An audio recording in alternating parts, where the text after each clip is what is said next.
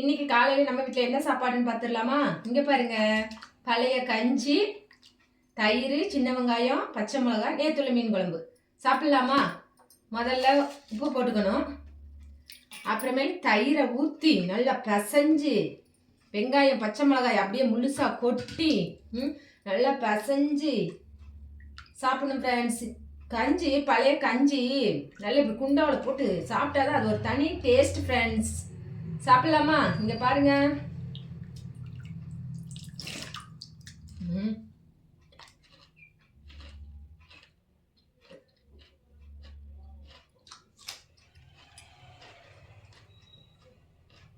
அருமையா இருக்கு ஃப்ரெண்ட்ஸ். இப்போ இது கூட இந்த மீன் குழம்பு எடுத்து அப்படியே சாப்பிடணும் ஃப்ரெண்ட்ஸ். எவ்வளோ அருமையா இருக்கு தெரியுமா?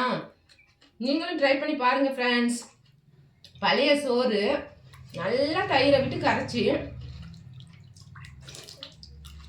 அப்படியே சாப்பிடும் ஃப்ரெண்ட்ஸ். அப்புறமேல எடுத்து இப்படி குண்டாவோட குடிக்கணும்.